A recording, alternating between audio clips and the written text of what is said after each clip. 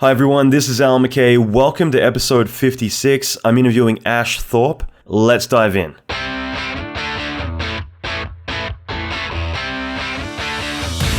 Welcome to the Alan McKay Podcast. Alan is an Emmy Award-winning visual effects artist and mentor to many leading industry experts. Listen in as Alan talks with other industry leaders in film, video games, and visual effects about their experience, lessons, and methodology. Alan will teach you pivotal advice to fast-track your career, better your skills, and reach your ultimate dream job. Check out the latest episodes on alanmckay.com. Okay, so I hope everyone's having a great 2016 so far. It's only the second week, and for me, it's been pretty full on. And so I'm going to make this intro really short. The only thing I'm going to mention is that the mentorship is now officially open for registration. And the way that I'm doing this is I don't publicly open it up because whenever I open it, it's only for a week anyway, and it fills up like pretty much like that. So if you want to be a part of this, the easiest way to do this is simply go to www.alanmckay.com/55download. Okay, so one word, 55 download. And so these are the videos that I put up last episode as well. And this is like a training series that I wanted to put out for free. And the same way, it's just a part of me announcing the mentorship as well. So basically, by signing up for the videos, I will send out like an email to everyone on there, just letting them know if they want to do the mentorship, which is a 1 year long mentorship with me personally training everyone. There's like 700 hours of video at this point. It's ridiculous. I'm still building the course. It's been going for a year. And so this is going to be really great. We're officially starting on Monday next week. So the registration is going to close over the weekend, and Monday will be officially kicking off. And I'm really excited about this. It's going to have a lot of live webinars, a lot of live reviews. The way that we do kind of like dailies in feature films is the same way that I'll be reviewing everyone's work constantly and giving feedback as a group. And there's also going to be career intensive. There's going to be a lot of other stuff going on. It's really cool, and I love what it's kind of grown into over time. So if you want to be a part of this, I would recommend going to www.alanmckay.com/55download, and you'll be able to sign up there. I don't know why I'm adding the www. I think it's pretty mandatory these days. Okay, so next episode, I'm interviewing Daryl Johnson from Blizzard. He works in the cinematics department there, and we have a lot of really cool stuff that we go over. It's a heck of a lot of fun. Daryl's a total gamer and nerd, and I love him for that. And so we just go over a lot of really cool stuff and just a lot of insight into his background and how he got to where he is, and also how he got to be on page 1 of Reddit, which I thought was pretty cool. I actually got invited over the weekend to get a tour of the Reddit office up in San Francisco, so I'm going to be checking that out pretty soon, which I'm kind of psyched about as well. But there's a lot of really cool episodes coming up. And I apologize if I'm a bit monotone today. I haven't had my coffee, and I've been binge watching The Wire over the past couple of days. I can't believe I've let it go for this long. I guess I was more of a S.H.I.E.L.D. fan, so you got to kind of be one or the other, I think. So yeah, now I'm just kind of at the point where I just want it to end. I want to be finished watching it so I can get on with my life. So yeah, I've kind of been getting no sleep and just kind of been consuming The Wire nonstop. So a few more episodes to go and I'm done. This episode, I'm interviewing Ash Thorp, who is an amazing designer. I actually mentioned on I think Facebook or Twitter, one of the two, that I was going to be doing this interview, and a lot of people went crazy about that, which is great. Ash, I'm just going to mention his couple of things that he's doing. He's got his own school at the moment, and I'll leave links in the show notes to all this stuff. He also has his own podcast, which is how I got to know him. He had me on one of his earlier episodes. I'll leave a link to that as well if you guys want to listen to it. I had a lot of fun doing it, and that's kind of like how we became friends, as well as his own film projects he's doing. But just a couple of things, like he does a lot of design work, a lot of creative direction, and more recently directing his own film projects. But some of the feature films he's done work on have included Dawn of the Planet of the Apes, Mission Impossible Rogue Nation, James Bond Spectre, The Amazing Spider-Man 2, Call of Duty, Prometheus, Ender's Game, X-Men, Ant-Man, Iron Man 3, Robocop, Walking Dead. I could go on forever. So I figure it's worthwhile mentioning all that because, yeah, he's definitely a massive resource for talent and does some really amazing work. And just in general, I think is just a really insightful guy to listen to. And so with this episode, you might notice I am talking a million miles an hour. And that's because initially when we were going to do this, I figured, I'll sit down and I'll plan out like a really solid interview and we'll cover like a lot of really great information. And at the same time, I know that he's busy. Not only is he working on so much stuff, but he also has a family as well. So, having time to actually manage all this stuff is pretty amazing.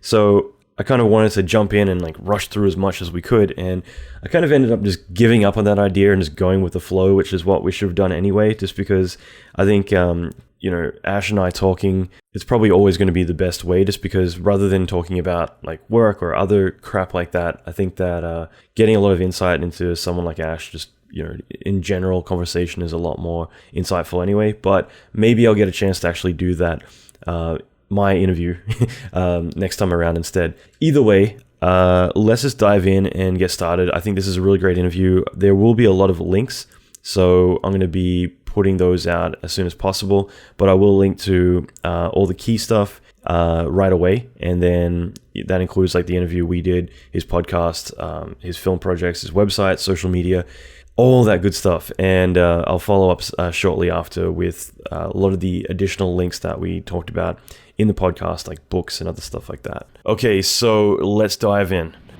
So you do The Collective, and that's actually how I kind of met you. And so that's your podcast. And I gotta say, like, after interviewing, I guess 170 plus people, like, I guess what are some of the things you've learned? Because for me, that's probably the most valuable thing that I've had from doing this, was just actually building a lot of friendships and meeting people and learning so much about other people just from digging into how they work and everything. Absolutely. I think there's a couple of things that come from this. And I think one of them is the thing that I've learned is articulation, being very, very articulate with my thought. And I'm not always the best, and I actually never really listened back to the episodes, but I have a mental note. So I try to remove the word like and as much as possible. So being a very articulate, which has helped me tremendously with, say, making tutorials and stuff.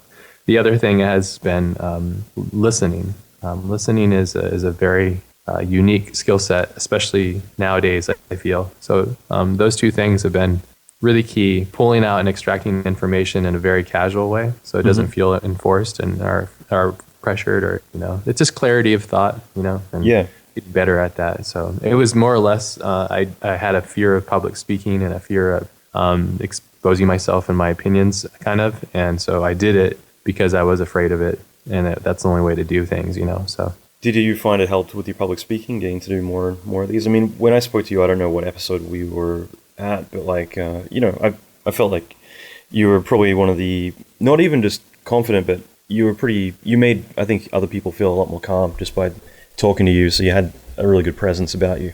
Thank you. I think it's a very, as you know, as you're doing this, it's a difficult task to ask a stranger a stranger who you've never met, and to talk to them over a phone or their computer about very personal and unique things within their life and the constructs of their own opinions and stuff. And I think it can be kind of a paradigm almost. At times, where it goes into, it's a challenge though. But I'm very thankful for it. And it's been an amazing road. I'm taking a break from it right now because it is a lot of work. So yeah, no, absolutely. It's always funny when I get requests from people like, "Hey, have this guy on." I'm like, man, this stuff takes time, takes effort. And thanks to Andrew, who's the producer, and he co-hosts sometimes. Thanks to him, that's the podcast continued to go on. If it wasn't for him, I wouldn't have been able to do it. So that's great. That's really cool. Shout out. I had that earlier this year. I just I'd been doing it for over a year now, and it just got to a point where just everything was piling up on me, and I had to let a few things give. And that was one thing. I took about 8 weeks off or something, and then finally got back into it again. And now it's more about just trying to get as many ahead, so that way there's a little bit of buffer if things get crazy. But yes, that's what we do. That's how we were doing it. I would just do a blitz basically of 10 episodes, and then be ready to go from there, and then have a back order so that kind of just organize people around that. So that's great. Yeah. and just reaching out to people that I admire and love their work, and that was really the goal. And just talking with them, understanding I think you and I share very similar kind of traits where we are just curious, and we know that by absorbing and being around other creative people, it benefits us and everybody else too, and it's just a really great experience. So yeah, absolutely. Yeah. And the only thing I'll chime in about, and this is something I've kind of realized about myself in the past couple of years, is that like I never used to say or are or maybe like, but those are, I guess, are a couple of the keywords I've started to introduce more to my vocabulary, probably because, again, I'm an Australian, and I kind of feel like at times I got to pace my words and everything, so I've actually purposely started introducing and and fuck into a lot of things, just because it's a way to kind of break things up a little bit, especially public speaking too, just to help maybe deliver more emphasis in some words. Fuck this, yeah. But it's filler, basically. The way I've equated it is that we're all competing for attention, and in this day and age, the speed of transition between information and user is so tremendously fast that we're basically fighting for attention. And when we fill the airways with and using lack of clarity, such as blocking someone to get into the conversation. 100%, and that, and also you're defeating your own self by not. See, I'm doing it now, but by not experiencing the other side of the transition. And a lot of my early episodes, and many of my episodes, are filled with just me being a silly spaz person, and yeah, it's cool. Just part of the learning journey, though. So I can look back at it and go, it's just part of the journey. Yeah, absolutely. That's great, man. That's cool. And yeah, I definitely, like, I've had to, especially when I launched it, I initially started listening to a few other people's podcasts just to get a better idea. Like, okay, they were a little bit rough, and I could pinpoint, like, okay, 100 episodes, and they seem to get better. Okay, I've got another, 50 or 80 to go, and maybe I'll be a bit more on track. But 100%. Yeah, it's practice, repetition. So I was going to say, like, just to put you on the spot, I was going to ask, like, if you want to quickly introduce yourself. And I'm also doing this just because I think it's always unique how some people might perceive themselves or also present themselves as well. So sure. If you don't mind. Yeah. So, hey, everybody, my name is Ash Thorp, and I consider myself to be a creative person. I do many things. I direct, I design, I draw, I creative direct, I art direct. There's all kinds of things that I do, but most importantly, I'm just very creative. I also instruct and teach now. But at the end of the day, it's just me being creative and enjoying the process of living that life, that creative life. That's cool, man. And I'm just kind of curious, and I knew that would probably be, like, it's kind of hard for someone like you to really put yourself as like, oh, I'm a designer, or I'm a, whatever it's going to be. So, I mean, how do you introduce yourselves at parties? Actually, it's funny because my wife will give me that crap about it. I usually don't ever tell people what I do. And when I do, I kind of very quiet about it.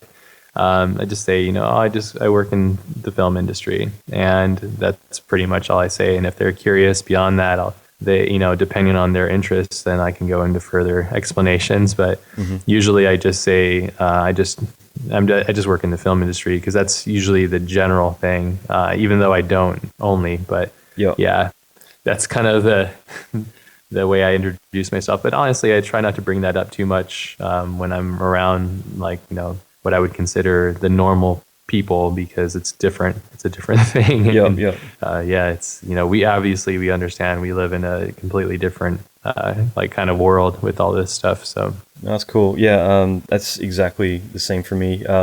Like usually I say, like, it's LA, I work in film just like everyone else. And there are times with some of my friends who, if they're, let's say, hanging out with a bunch of accountants or other people, I don't know. I noticed this recently. Just they might get frustrated because I'm like, oh yeah, I work in film, and then it's just like, no, like, try and say something impressive, instead of it being like, no, because it's such a broad thing, but at the same time, like, everyone out in LA is typically doing cool shit, or in Southern California, I'll include your city.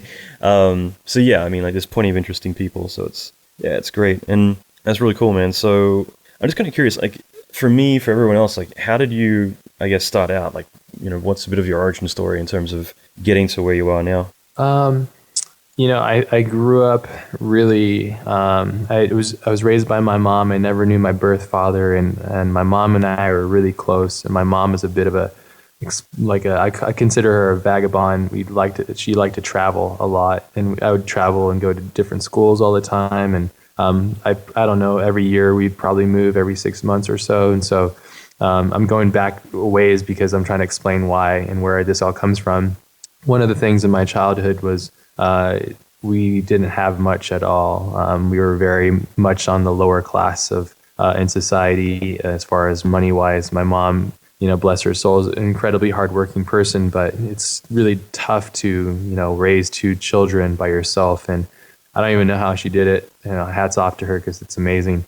But she raised us, and so we didn't have a lot. And so what we would do, and my mom was really a talented person. She would love to draw. She grew up and was raised under an artistic family, and so she drew, and so she encouraged that within myself too. And we didn't have video games much or anything like that, and so we didn't have those kind of distractions. I grew up in Hawaii mostly, so I had amazing landscape basically, which is my home. That's my my land basically. That's my place where I love the most in the world. But the things that we lacked, we made up for. And so I use my imagination a lot. So instead of facing the realities of just like kind of how shitty reality was, just like, just basic things like, my mom would buy me tennis shoes basically, but she'd buy them 2 sizes larger. Yep. So I would, when school would start, everybody had their new clothes, and I would have like clothes from the last year on, and I'd have these shoes like,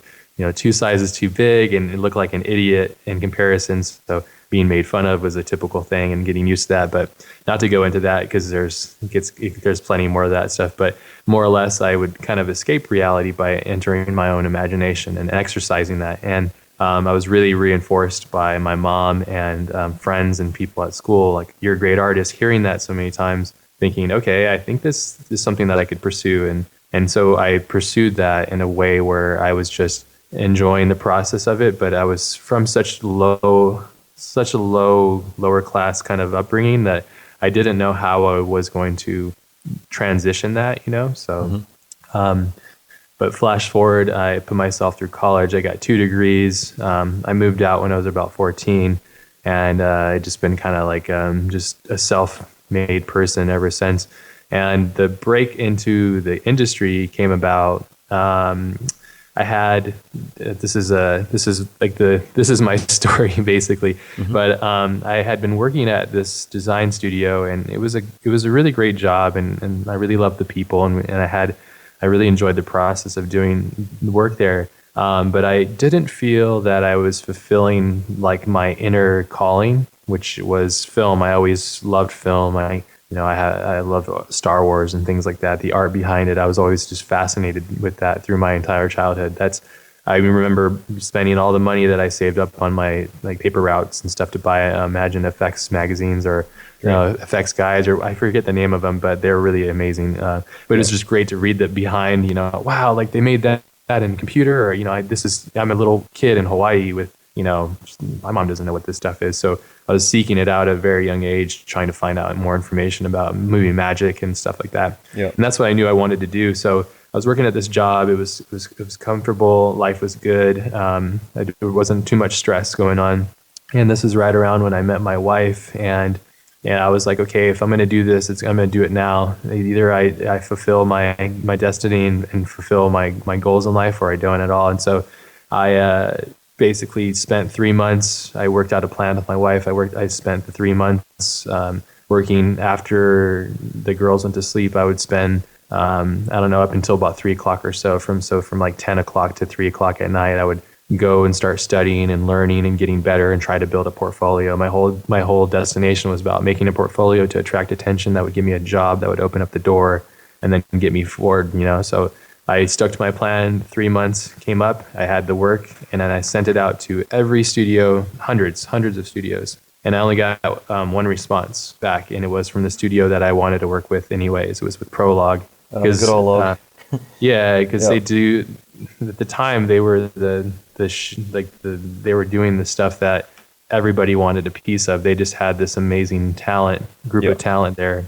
And so I was freaking out and I couldn't believe it. And I remember the day I got the email back like, hey, Kyle likes your work. Can you come on and do an interview? And I was like, yeah. And I called in sick to my job. And unfortunately, I had to lie about it because they wanted me to be in the office. But I needed to go fulfill this because I'd been working up 3 months. And so I drove up there. I met with them, and it was very euphoric to be in that studio. I remember just how innocent my mind was and how just overwhelmed I was by just the sheer epicness of what is about to happen in my life, because I knew the potential.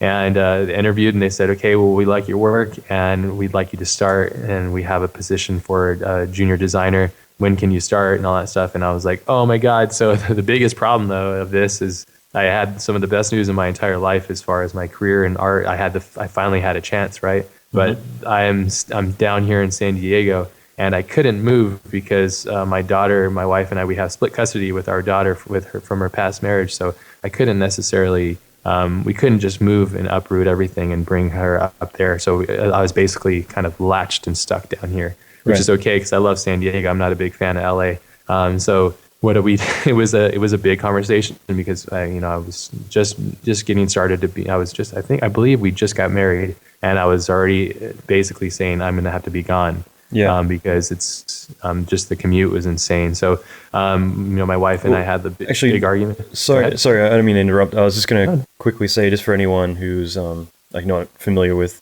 LA, San Diego, I mean, that's going to be, especially in peak hour, like at least 4 hours, right? Yes, one way. Yeah. So, yeah. So there's 2 ways because I got to go there and I got to come back home. Yep. So sometimes I would spend 8 hours of just commuting. And I can explain my day. So once my wife and I agreed on it, and I said, just give me 1 year. All I ask is 1 year. And if it doesn't work after 1 year, it's done. And we can both say, you know what, I tried my best. And so there was like this really, when I look back at it now, it was a perfectly designed experience to get the best out of me, basically, because I knew I had time. I mean, I knew I had a limited amount of time.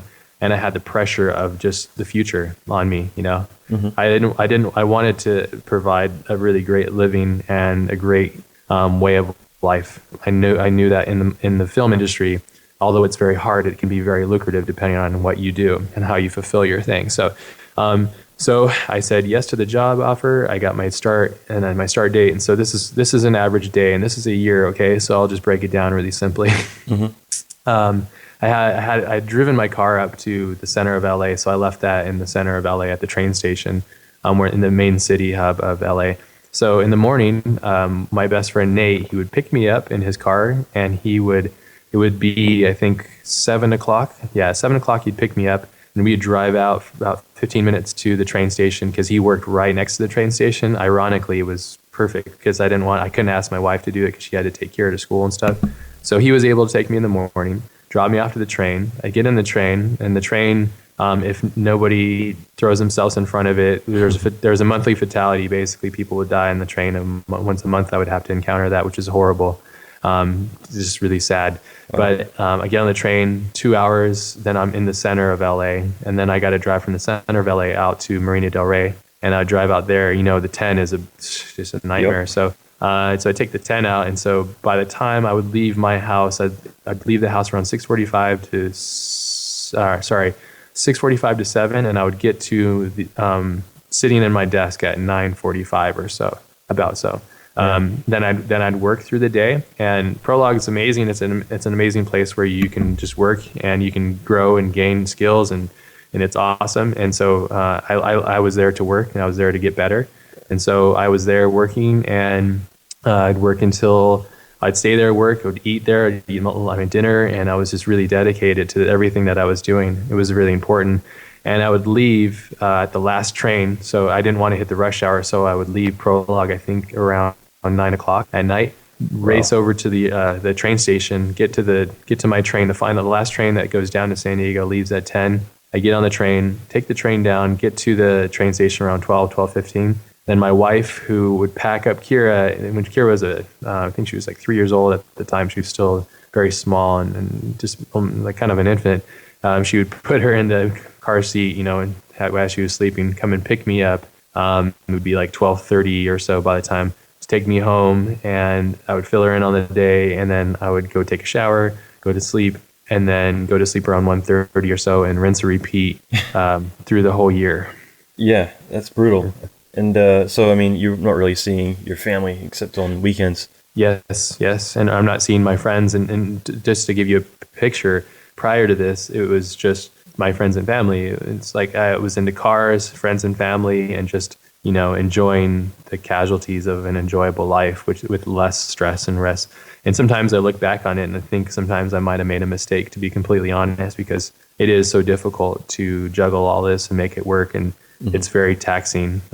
Yeah, no, I can absolutely imagine. And I mean, but for you, I mean, it's more, at least selfishly for yourself, and it's for your whole family. You're making the sacrifice now, all of you are, so that way later on, you're going to be in a position where, you can create a lot more freedom that you wouldn't probably have been able to make otherwise, and get yourself set up that hopefully you can provide for the family. And, you're looking at the big picture as well. So it's not just for you, but it's for everyone around you. That's correct. And flash forward to where I'm at now. I'm 32. I've been working in the industry freelance for about 5 years now. So it's been about 6 years total. And now I'm really getting close to that point where I can do whatever I want when I want to do it. I'm getting very close. I'm on the verge. This next year is going to really change everything, because now I'm teaching, and there's a whole different way of building out experiences for me and my family and the life and just all that kind of good stuff. So I'm using all this like crazy sacrifice and work to kind of fulfill these really interesting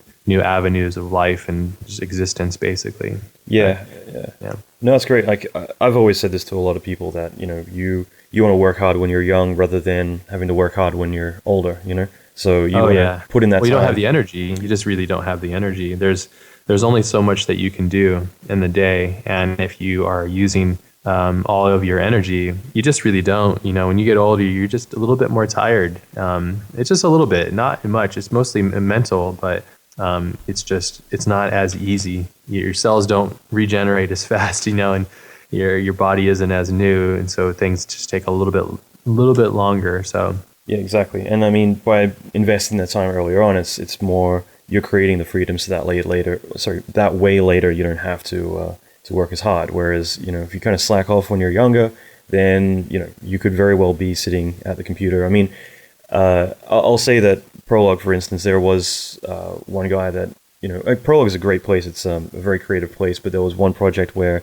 one of the guys we were working with, who's a much older guy, actually ended up having to go to hospital because of, health issues. And it wasn't to do with the studio, it was to do with him, but like, to put yourself into that position where, you're having to work later on to kind of get by. Like I don't want to be in that. I want to be doing what I'm doing, whatever that will be, by then, because I love it, not because I got to get the paycheck. And that's why I think it's important to, to chase your dreams, but to like not give up until you get them, and you hit it hard when you're young. So that way you're not having to hit it hard later on just to, get a paycheck. 100%. That's all in the design, and the way that you approach things. And and that's a good point too.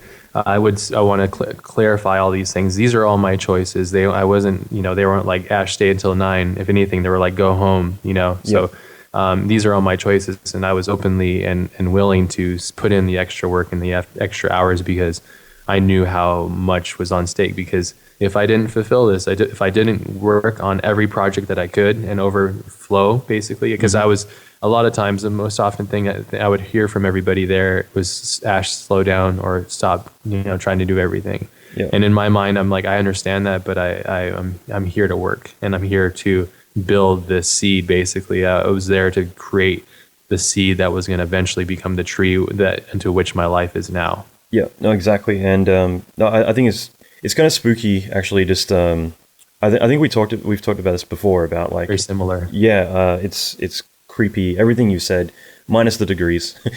I never got any of that, but no, like all of that upbringing, and even kind of work ethic, about like, you're reminding me about stuff that I had completely forgotten about, which was ironic, huh?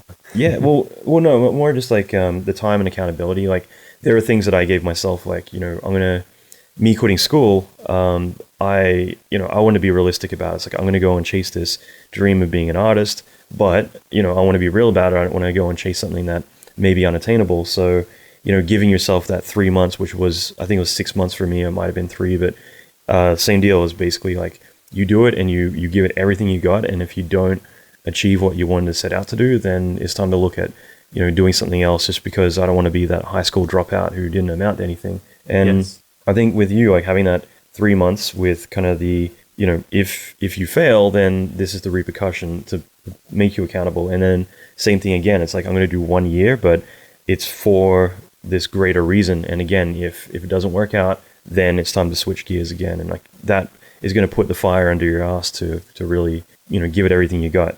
Yes, absolutely. I couldn't agree with you more. And I think when I look back at when we had our conversation, the thing that really captivated me with you was not only your work, but it was, I believe I listened to, it was a podcast or something that you had done, a live talk or something, which I found we aligned really well, and I wanted to powerhouse a lot of these concepts together in a powerhouse talk for anybody that's doubting themselves or whatever, because we got to come from somewhere. So yeah, that's awesome, man. Yeah, I'll just say that like chatting to you, like basically we did an episode. So if anyone listening, check out your podcast, The Collective, because there's just so many great talks on there from other people. And with me, like, I like the fact that it's just basically you chat to someone you might have never spoken to before, but you really mesh really well, and then you're able to kind of find all these things about each other and about yourself through kind of talking about like your work ethic or your mindset. And I found it really inspiring, just kind of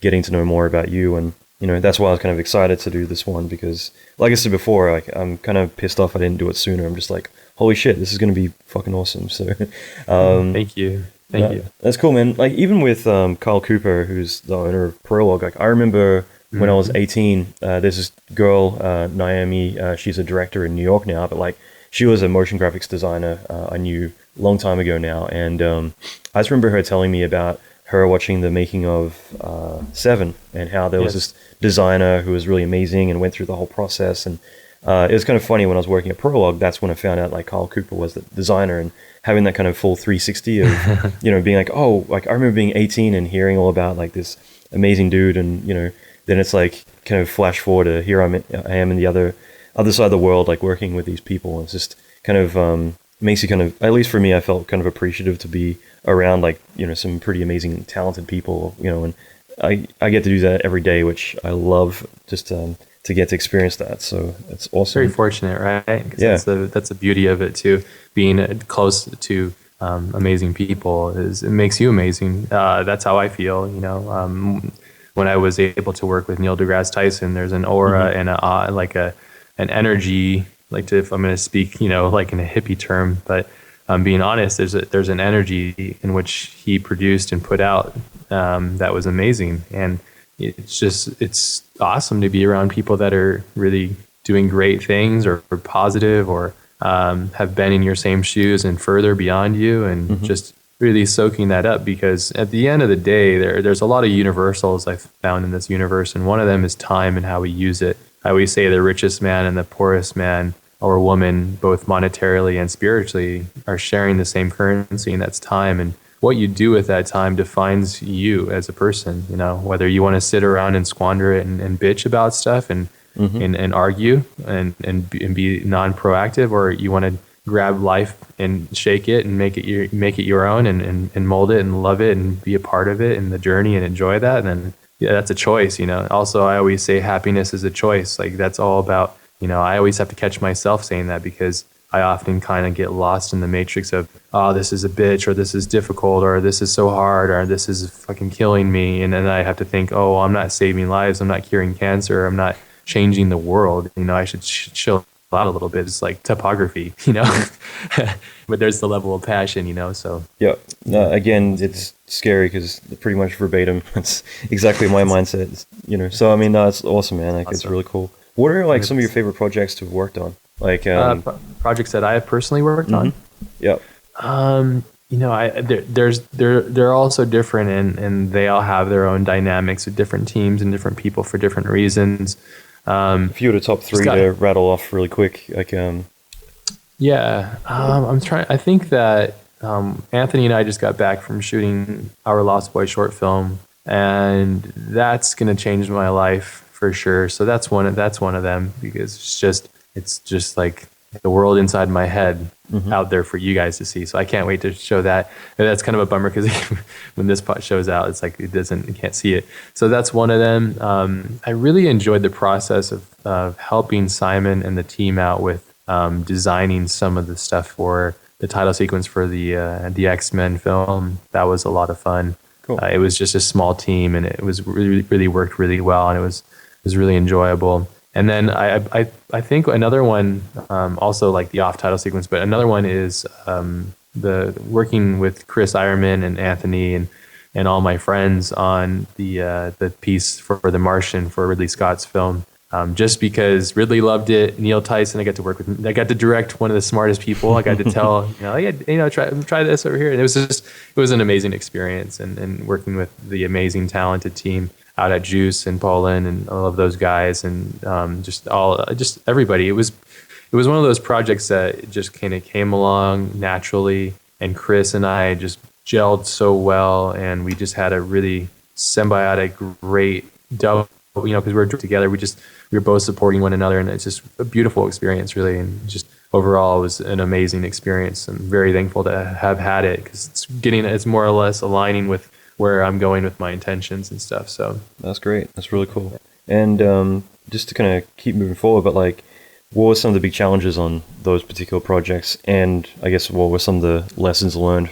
Yeah. Okay. Well, I can go through the list. So I think with the X-Men thing, I don't think it was much of a challenge, because it was more or less I was a cog in the wheel. It was just that part of me, and that me being that cog, I was very happy with just being the designer on that, rather than having to do, oversee all these different complexities and stuff. So in regards to, I'll go through The Martian. The Martian thing was really difficult in production-wise, because not only did I direct it, but I also produced it with my wife on our side of things. So we managed the team out in Poland, and so it was just wearing many hats and stuff. So the team was amazing, and also dealing with, we're dealing with a celebrity, and he's a very busy person, and everything has to move around his schedule. So, my schedule, he's out in New York, and so we have to fly out there, and we only had, I think, 3 hours to capture everything.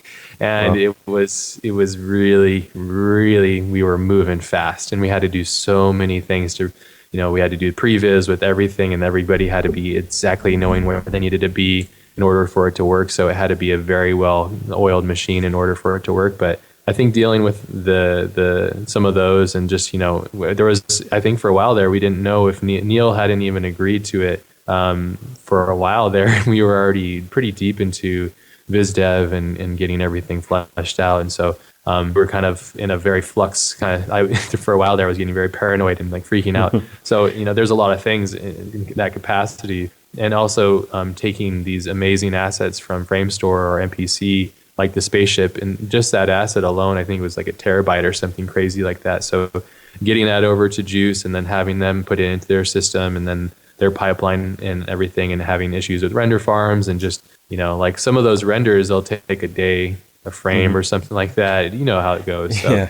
yeah. So not seeing things, and then, but other than that, though, I would say to counter it wasn't like, man, that was a tough job, and then everybody sucked on the job. They were just assholes. It was opposite from that. It was everybody was amazing. Everybody was well kept and maintained their composure. Mm-hmm. And we just pushed forward, and we tried to make the best thing that we had with an amazing person. And it was a really fun, really interesting, creative thing. And also very rewarding for me, because Ridley Scott's one of my favorite directors. And to hear that he really loved it and really enjoyed it was super fulfilling for me, as a creative person. Like, wow, I have like 1 degree of separation between myself and one of my icons, and he enjoys the work and effort in which we put forth. So that was really rewarding.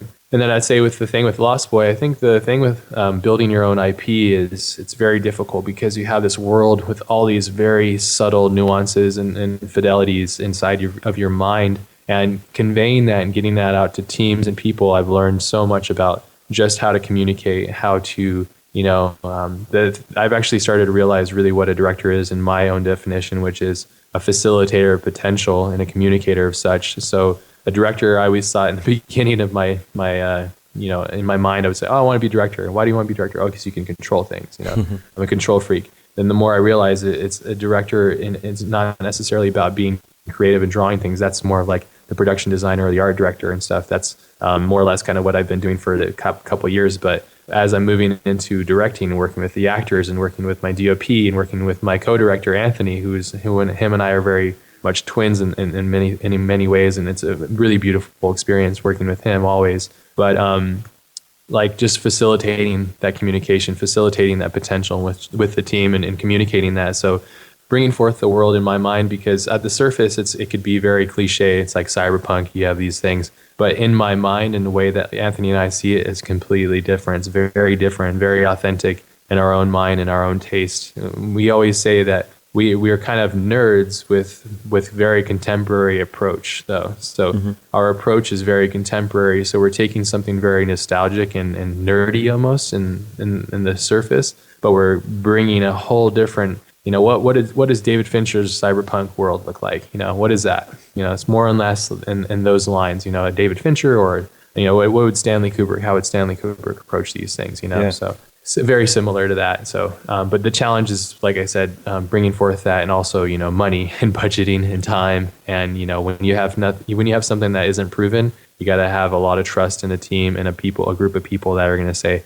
okay, at the end of this thing, you're going to produce this, and we're paying you for that. And we're going to partner in this for this cut, and working out those negotiations and making sure it's fair and working all those things out. I mean, a lot of times I'm sitting there thinking, fuck, I should just go back to designing, like why? But I know that that's the easy way out, and I'm not going to take that because I would just be miserable. So the challenge is what gets me going. It's just the level of challenges, which is really hard. So that's awesome, man. Like I see that a lot, where people, they have a chance to do something amazing and something that's really going to define them, and it's usually at that point that a lot of people, not when they're doing it, like before they even do it, they just give up, because it's so scary to actually make yourself vulnerable and put yourself out there. And yes, and I there's so many people that I've spoken to, or I've asked them, I guess, like what their defining moment is in their career, or at least ask that, but just say like, obviously there was that one thing, and every single person I mentioned, they're like, yeah, there was that one thing that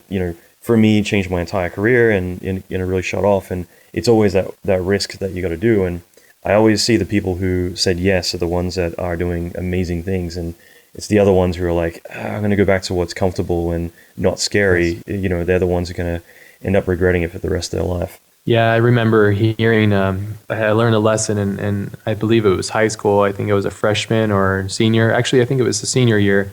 And one of the tasks in high school was to write a resume for potential future employers. And at the time, I believe I was working at a gas station, pumping up gas for people and washing their windows. I don't get me started with how many jobs I've had. I've worked at Subway, everything. Hey man, you're talking to a KFC cook right here.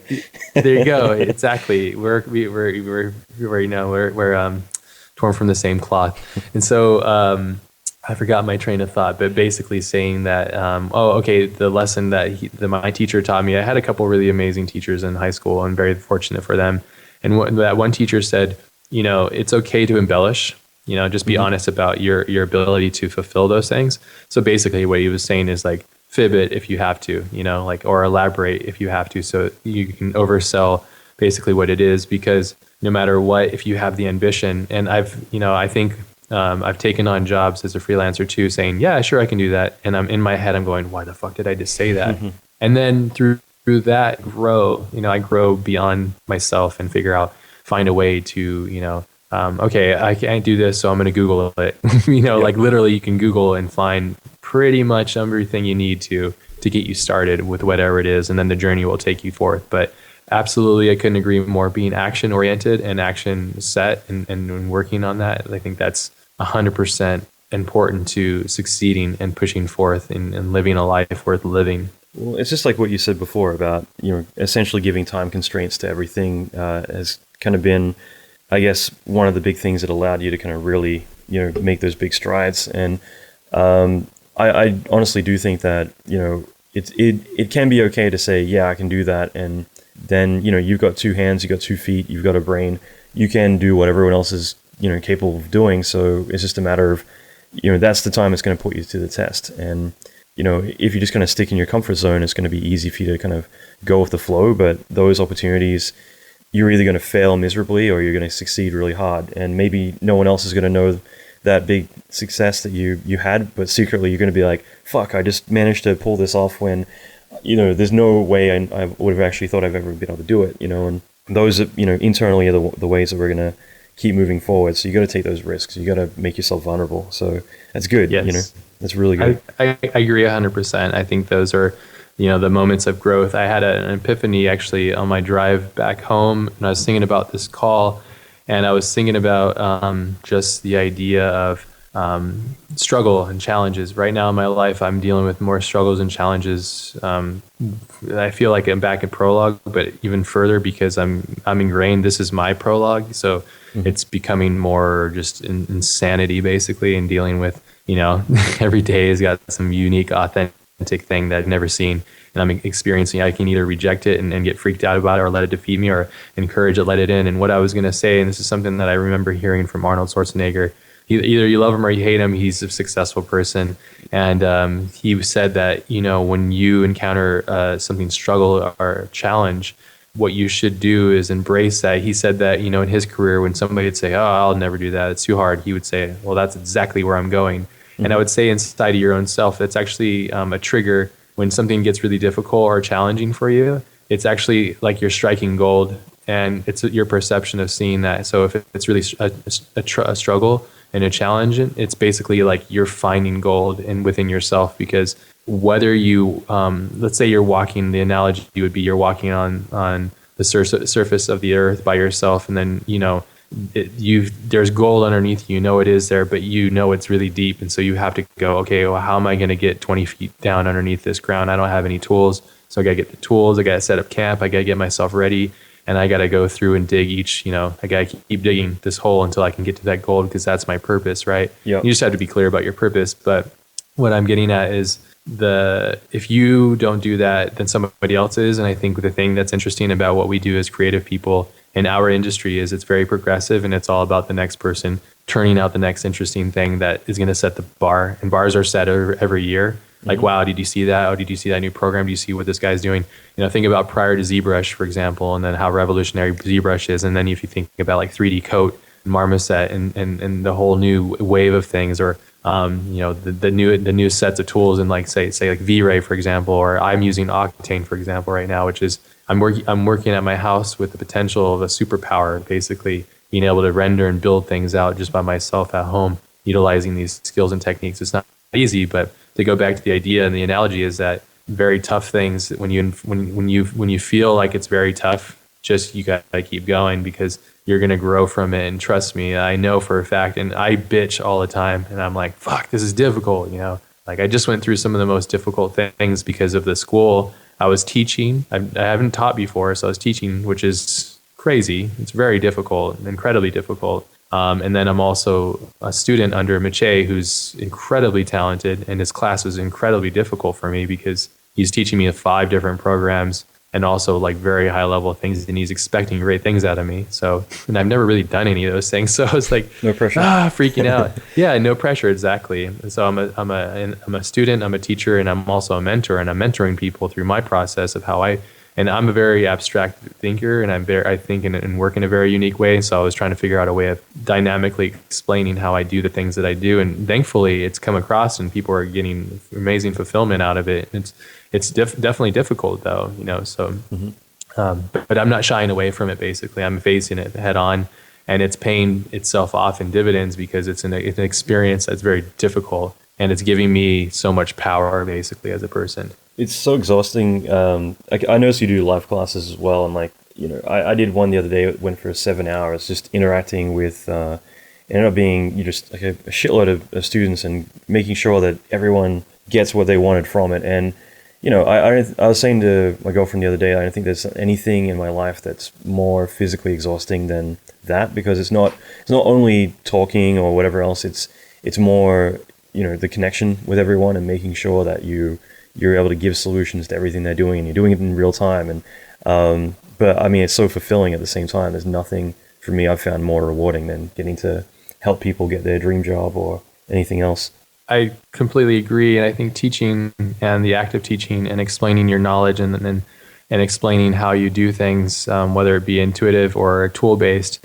It can be incredibly rewarding, but also very challenging. And so I totally feel you there, because one thing I've learned, and I'm sure you've probably experienced the same thing, by mentoring and ushering people into the experience of what it is that you do and what it is to be creating the things that you create, you start to actually understand yourself and your actions that much better. And to go back to the beginning of our conversation, discussing the act of communicating and extracting information on a podcast example, it's, a repetition gets you better, but the whole process is definitely takes, it takes a lot of effort, and you get to understand and do a lot of self-analyzation and stuff. So it's really great. It's awesome to hear that from you too. When I got your email, I was like, this is so cool. I didn't know. I had no clue.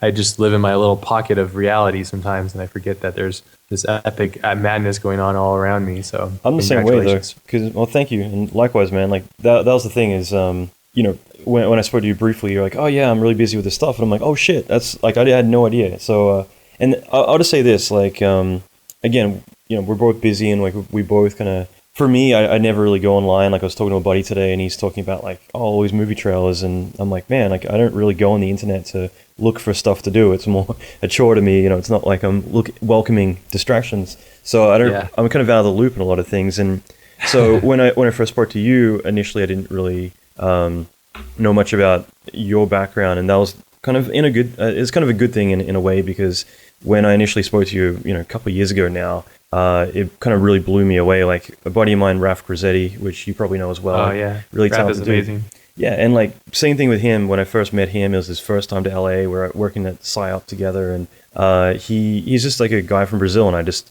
he was really quiet, and I just started hanging out with him and inviting him out to lunch just because he didn't really know so many people, and so I got to know him just as a regular person. It wasn't until months later, years later, I realized like, holy shit, this dude's fucking talented as hell. And same thing with you, seeing your work afterwards, I'm like, Jesus, like this dude's killing it in every single way. So, I kind of think it's like a great thing that one way or another you discover someone, but, there's just this underlying amount of talent that's out there, and it's freaking awesome. So absolutely. I couldn't agree with you more. And I think also I love those moments where you find that amazing potential, or just that like kind of hidden epicness inside of somebody that you thought you knew, and they reveal that to you, and that just goes to show you like how little we know about those around us, and also about just in general, like wow, that's so significant. And to go back to what we were talking about earlier too, is iron sharpens iron is one of my favorite phrases, and I really think that's what progresses us as a species on this planet is one another growing and sharing and inspiring, and that's really where, to segue, that's really where the school has come from, and that's why the school exists and stuff, because it was basically my desire to secretly learn the tricks from my friends who were better than me. Mm-hmm. And it turned into the learning experience in which it is today, which is a pretty authentic one, which makes it really unique and a lot of fun and incredibly challenging along the way. So that's great, man. And so like how long have you guys been doing that for? Learn Squared, we've been at it. It went live 3 months ago, I think, and we just announced term 2. But the foundation of building the company and the ideation and the whole thing has been about a year or so now.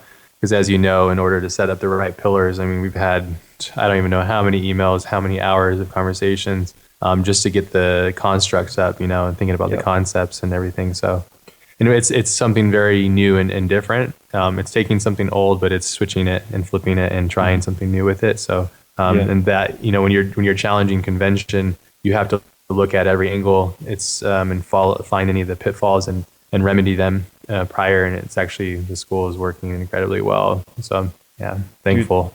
Yeah, that's awesome. Due diligence. Yeah. Like, as soon as you said 3 months, I'm like, okay, well, just having a quick glance at the page, I'm like, yeah, okay, three months live, but looks like, as you said, due diligence, like you've definitely lined it all up so you can execute it right. And I think that's also a key thing about business in general, is just, especially something like this, you want to make something that you're proud of, and you also want to make sure that you do it right the first time, that everyone's going to be over satisfied and blown away. And, just looking at that, it's just like, holy crap, you've got this like 360 degree attack of like anything and everything you want to learn. Like I'm not at this point in my life really interested in design or motion graphics necessarily, and obviously you go a lot beyond that, but looking at a lot of the content, I was like, damn, like, you know, maybe there's some stuff I can chew on, you know, on the side, like down the line. Like there's looks like a great amount of content and a lot of like really talented speakers as well.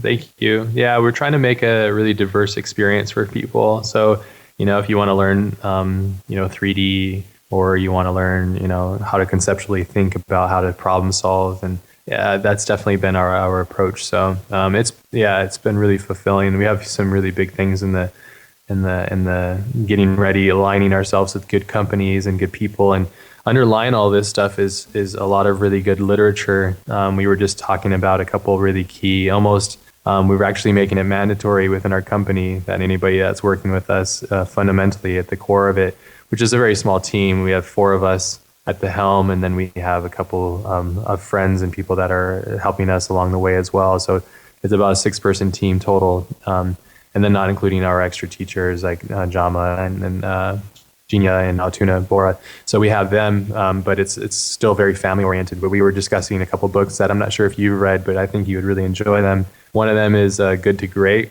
which I'm going through right now, which is phenomenal. And then Delivering Happiness, which is really great. I've got both of those in the next room. They're amazing. Have you gone through them? Not yet. It's funny. I think for the longest time I've been this like hoarder of books, and it's only been this year that finally I'm like, you know, fuck work. I'm going to make time every day to read. And I've just been consuming everything in sight. But awesome. I haven't gotten to them yet. But I'll just quickly chime in a second about books, but I'll let you keep going. Oh no, I mean there was one. I'll just say one more book that's kind of a mandatory. Well, there's 2 more actually. The Compound Effect is another one, and then also Eat That Frog.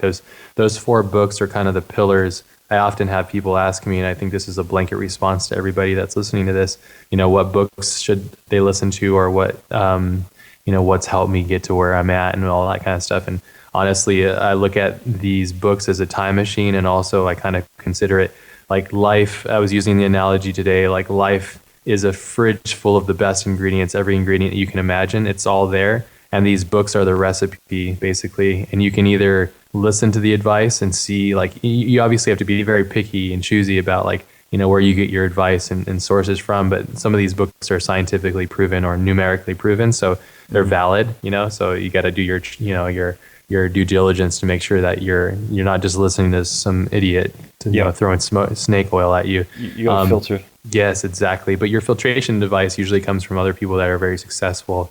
And so finding and following these people that are successful, not just money, because I think money in general is pretty easy to acquire. It's more or less that spiritual balance between your lifestyle happiness and fulfillment, and then the money that you acquire.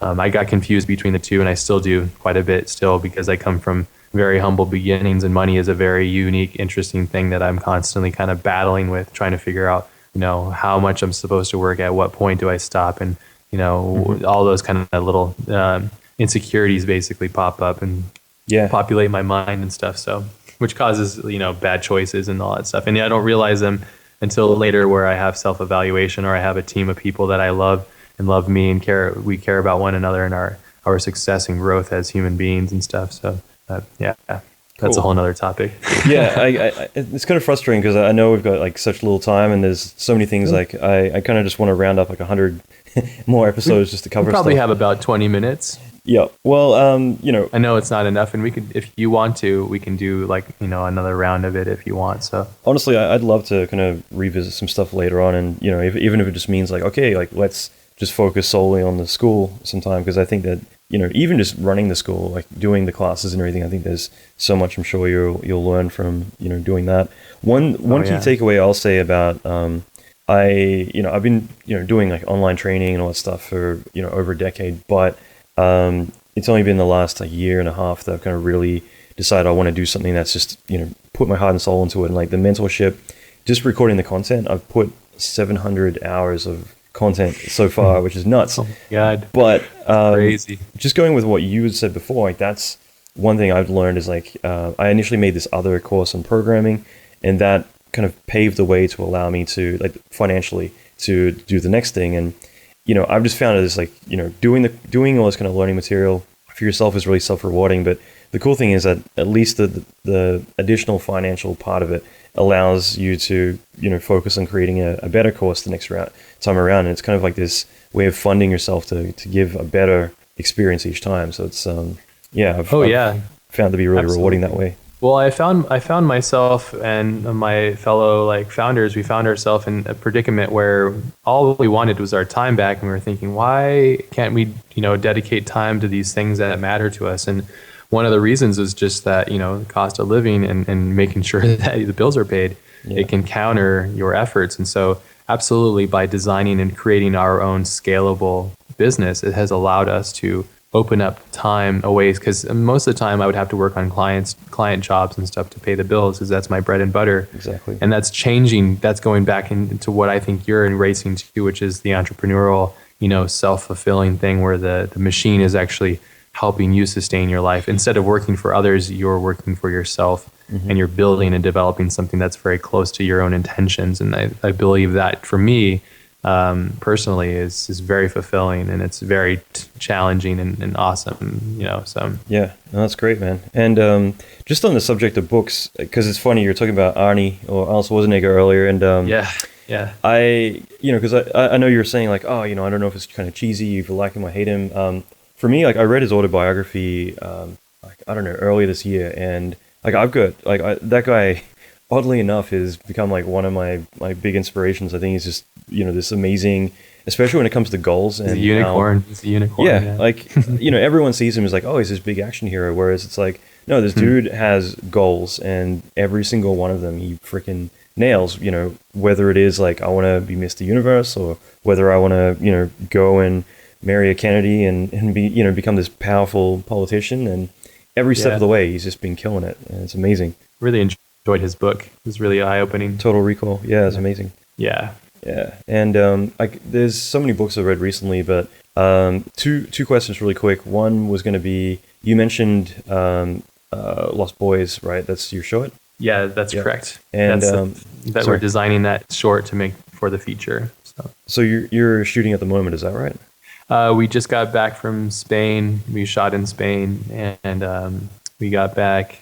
I don't even know. It's been such a whirlwind. Maybe 3 weeks ago, it's been done. So more to benefit myself. What cameras were you using for that? We used one Red Dragon. We wish we had two, and I think the sensor was bad on it, so we had some issues with that. But we used a Red Dragon, which because we shot it all in 120. Right. Just so we could have the ability, and I think the Dragon could shoot 120 at the 4K resolution that we wanted. We were going to use Alexa, but technical details and stuff like that, But it was more or less just capturing the right amount of information. So in post, we had enough to key and all that kind of stuff. So yeah, that's great, man. I was just kind of curious. I think I mentioned this one before in my podcast, but I read Rebel Without a Crew, and that was a book from Robert Rodriguez, and that guy's awesome. It is, and I bought that book back in 2009, and just coincidentally I picked,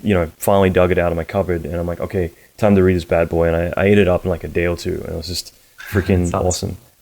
Yeah, he's a prolific guy too. He has an amazing. I don't know if you found it, but sorry, I didn't mean to cut you off, so I don't lose my train of thought. But he has an amazing kind of interview thing, and he's extremely good at interviewing. Yes, and he did some stuff with John Carpenter and Del Toro, and also drawing a blank here, but a lot of really just amazing directors, and they just have some of the best conversations, and it's incredibly for me as a fanboy of these things, and also somebody that wants to make these. It was really eye-opening and quite an amazing experience to just listen to somebody interview somebody so well. I took so many mental notes from him, just his clarity and his sharp focus and stuff. And it's part of the reason why I stopped doing the podcast, is because I saw how good his were, and I realized that I didn't have enough time, because he was saying how he would spend weeks prior just watching their film, studying it, and his questions were perfect. And I found myself only giving myself an hour of prep, and that's just not good enough. The shows weren't getting as deep as I think that they should have, and it wasn't right for me to continue on doing it if it wasn't going to be proper for the fans and just people in general. So Yeah, no, it's difficult. Even I'll say this about you, or just say that I've already had like this big thing of stuff I want to go through, and I'm like, all right, gonna have to get to the key stuff. But Sure. but that's it. Like I do think that one big advantage he has is the fact that usually if someone's going to interview a director, it's going to be pretty much more from a film student point of view, but someone who's actually knows their craft and knows it really well to actually get just two people together and let them Yes. nerd out. It's awesome. It's inspiring. It's great. So Yes, 100%. That's, again, going back to the school, that's kind of the design of our school. It's very much the same thing. that's You're awesome. learning from people that are actually doing it and applying it in a very, very resourceful manner. And so therefore you're getting direct results rather than somebody you don't know. You can't trust them or they're not inspiring you to continue. Yeah. So, yeah. That's great, man. And I guess, like I said, I'll try and go through this really quick, but one of the big things, that stands out is like you're extremely successful and busy as hell. So you're creating all these opportunities around you, doing so much stuff. Yet typically you work remotely most of the time. Is that correct?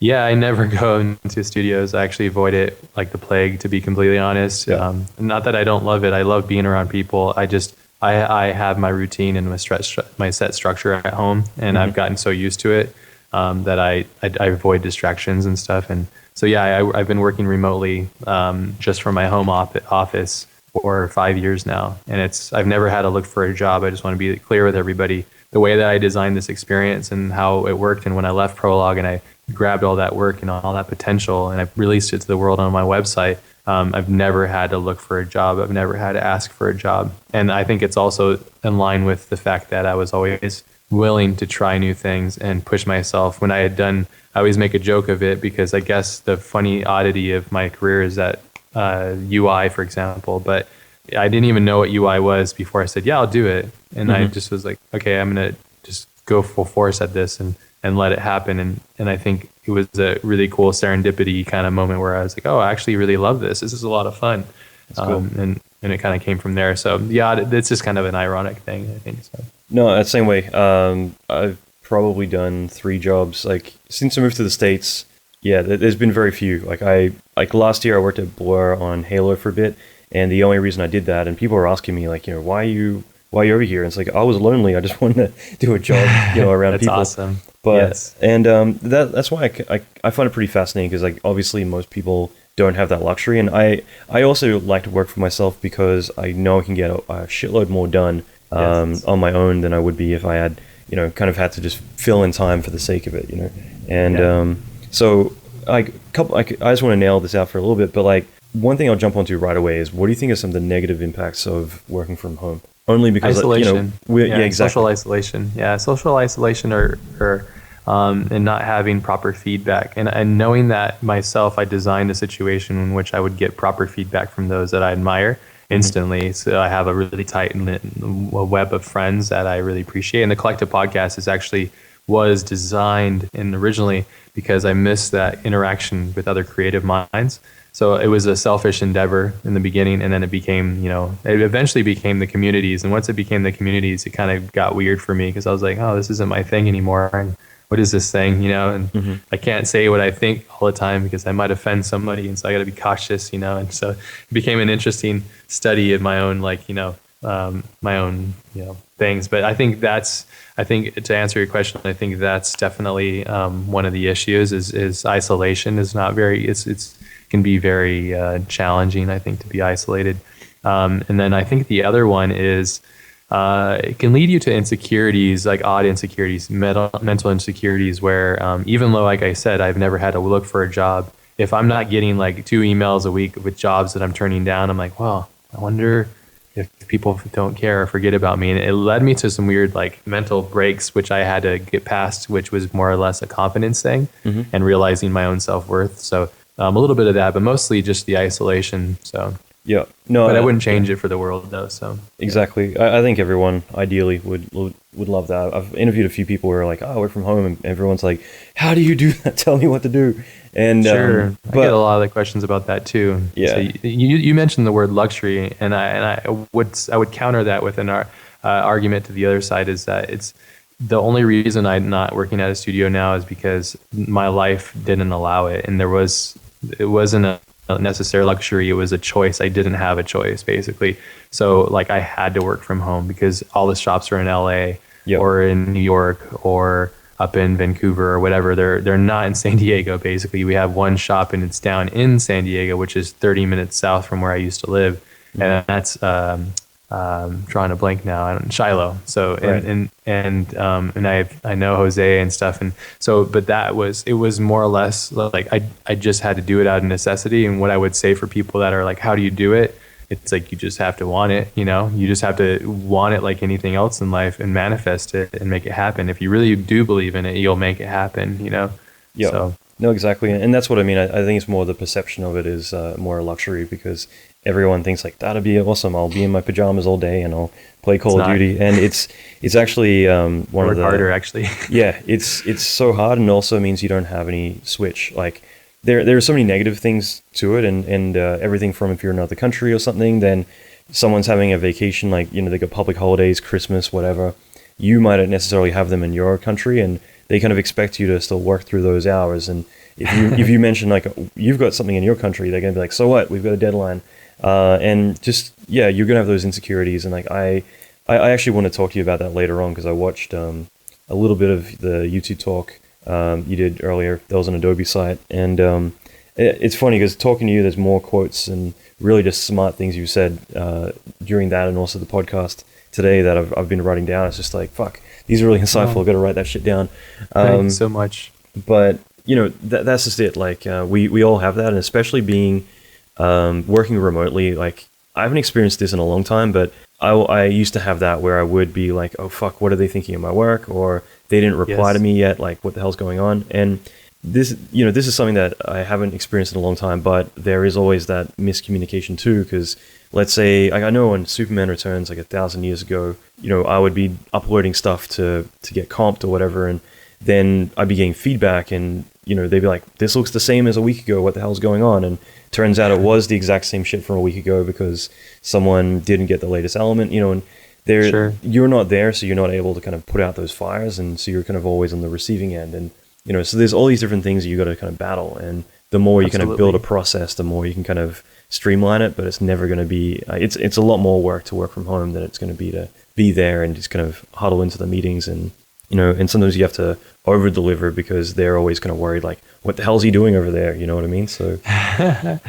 Yes, you're hitting all the main points and stuff, and most of it is all fear based, and it's choices that you make off of odd fear-based reaction, knee-jerk reaction stuff. And if you're not cautious, if you're not a very confident person, you can sit and toil and burn yourself a migraine basically by sitting and thinking about the what ifs and all that stuff. To counter that, and the thing that I do is I keep myself incredibly busy. I don't allow myself to sit and fester on things. I'll send it out and say, okay, that's it. That's what I got. And then I'm on to the next thing. Mm-hmm. And so I can't sit and dwell, because that's just a bad thing, because it will. And I know what you're saying, and I've experienced it through and through. And I've had so many hardships, and I've had so many freaking things that I've gone through that are just like, wow, like I wish somebody would have told me this. But at the same time, no matter what, you have to experience it, and it's not easy. I always think it's funny when people say, oh, it's so nice we work at home. Yeah, but at the same time, I've had a couple moments where I don't go out of my house as much as I'd like to. Some days, like 3 days, I'll just be in my house. I won't even leave, and it sucks because I live in a beautiful area. It's just because directing a film and in post right now and being attached to that, and then also building the company and from the ground up and teaching and learning and all that stuff. It's just one of those things that alone is difficult on top of all my client movie work stuff.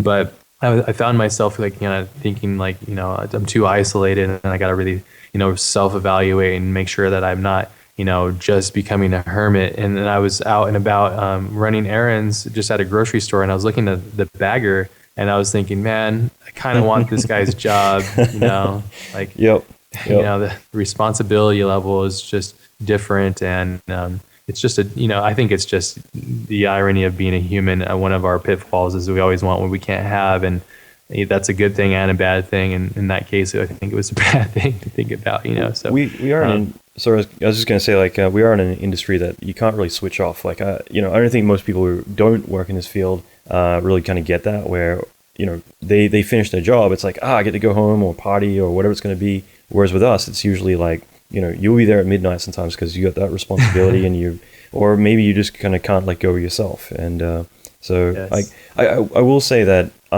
it's funny how naive I am. I'm only finally now kind of getting what a lot of people's partners, are always frustrated about because, I don't, just like you, I don't get a chance to kind of hang out with friends too much or in the same field. And when I do, you end up catching up about a lot of stuff, but it's so easy to kind of end up just talking about your work. And it's because it really does, it is your entire life. And I don't think there's many other jobs out there that, when you're not working, you're talking about work. And it's just, I don't know if it's a good thing or a bad thing, but it's I've encountered some people that hate it, and they're like, we can't stop. We got to talk about other things. And what I think that is, and firstly for me, work is me. It is attached to me, and the word passion is what describes who I am. And through, I'm passionate about my love for my wife. I'm passionate about my love for my daughter. I'm passionate about my love for my friends and my family. I'm passionate about what I do in my career. I'm passionate about the work that I do. And through, it's just like, no matter what, I can't help it. I tried to separate the two because, when my wife was getting assimilated to the situation in which she was like, she was a 9-to-5 person. She was not aware of just how rigorous and gnarly and how much hard work it takes to make a film. Yeah. And now that she's quit her other job and she just works with me at home, we were just doing it together as a team, and she's much more exposed to the oddities and the nuances of what it is to make great work and just the difficulties. And so she's actually producing a lot of the content which I create, which is amazing. It's awesome. But it definitely it took us many years, at least 3 or 4 years, until she was able to see like, wow, like I see why he has mood swings. I see why he's not sleeping. It's like all these things that I never would have saw because I wasn't so ingrained with it. I wasn't, there's just all these little nuances. So it's very difficult, I think, for those of you that are listening that are in a relationship you're having a clash and a contrast of it. The best thing, the biggest piece of advice I can give if you want it is to just be very clear with your intentions and be very clear with your partner about what it is that you're doing and make sure that they know and support what you're doing, because the last thing you want to do is feel bad for loving what you do and feel bad for like expressing your love for what it is, because that's not right, so. Mm-hmm. Yeah, no, absolutely. I think it's really key advice. It's definitely, it's, you got to be passionate about it and you got to want it. Otherwise, you're going to end up, hating yourself. And I've definitely seen relationships, both men and women, and the end just because, these jobs can kind of tear you apart. So as much as you want to sacrifice and allow other people to support you with that sacrifice, you've also got to balance it too. And that's why I've got respect for you and guys like Andrew Kramer. Other people have got, family that you got to manage on top of everything else. It's just insane. That guy's a prolific guy. I'd love to meet him too. I've never got a chance to talk with him or meet with him, but I'm really impressed with it. What he's doing is a really powerful person, which is awesome. The amount of the empire that he's built is really, I know it wasn't easy, and I appreciate it, especially now coming from this angle too. So It's really cool. Yeah. Well, I don't know. Maybe we can all organize a lunch out here or something sometime. I really need to do that. We've been talking about having dinner or lunch so many times. I just wrote dinner down on my piece of paper because I'm like, I got to get down there and make that happen. We'll make it. We don't have a car, so and when I get out to LA, it's just nowadays 4 hours of my time is just like, I think about, this is way far. I'm not there yet, but I think about that Bill Gates level of time management. A casual conversation with Bill Gates for 5 minutes, the amount of money and movement that he's doing, they're a significant thing. And he's a human. I'm a human too. We're if I'm not trying to relate myself in any way, but I guess I am. But what I'm trying to do is a very baby minimum version of that. So when I do commute and drive, it's like, I want to make sure that our intentions are great and I can come out there and we just have the best time and I can focus on like doing calls or listening to audiobooks in the interim, so. Yeah, exactly. And I don't know, we'll get like Neil Huxley and all those dudes out to make it awesome. Yeah. I haven't seen Neil in forever. Yeah. It's funny. I'm just going to quickly mention, like, Neil's one of the directors of DD for anyone who doesn't know. And I've known Neil since Australia and like, back in the day. And I remember, actually, I told him this the last time I saw him. And it was the fact that when I knew him, he told me, we're hanging out one time and he's like, Alan, like, I want to direct. Like, that's what I want to do with my life. And so here we are in LA. And I was telling him, like, you realize, 10 years ago even. It's like back then you were telling me that this is what you want to do, and look at where you are now. Like you're doing exactly what you set out to do. So you got to pat yourself on the back for that.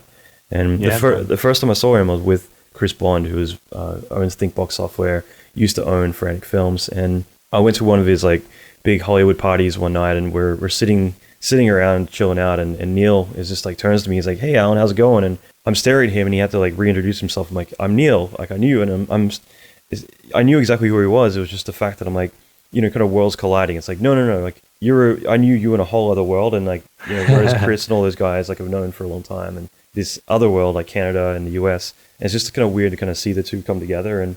But sure. I love how small the world is in that regard. Like you end up making all those friendships all over the place, like and you kind of continue those everywhere you go. 100%. Yeah, couldn't agree more. And I know we're gonna wrap it up. My wife said I got 15 minutes, so well, I just messaged her to make sure that I wasn't. We were doing dinner, so well, tell her thank you. Yeah, of course I will. Thank you. Going back to the subject of self-doubt, because I was talking to a buddy before I did the podcast, I did this Artist Insight series thing years and years and years ago, and I never really I recorded about 30 episodes. I put out 5 just because of video sync issues and all this crap. And one of the first I ever did was with a friend of mine, Ben Liu, and we kind of talked on a few things that he kind of brought up right afterwards. He's like, "Dude, I'm so happy that you mentioned these things, because like even myself, like it just made me feel better." And that was kind of talking about, like myself, and I'm sure you, a lot of other people, and I think most people wouldn't expect this, but it doesn't matter how experienced you are. Like I've been through that, where maybe I start a new job, and the first day I'm kind of like, oh shit, I got to kind of prove myself, or maybe I'm not good enough, or maybe I'm out of my depth. Like we all kind of go through a little bit of that kind of like doubt or insecurity, here and there throughout our whole career. It's not like you're going to hit a certain point and be like, nah, I'm the shit, fuck all this, I'm going to show it out. It's not like that at all. So no, never is that. Yeah. The best guys are always almost on the threshold of insecurity. And I think it also, at least for me, I've kind of respect. I've counted on that too these days, where and these days I don't. Finally, I think I'm not. Ask me 2 years ago, I'd probably still feel it, and even last year at Blur, I had that here and there.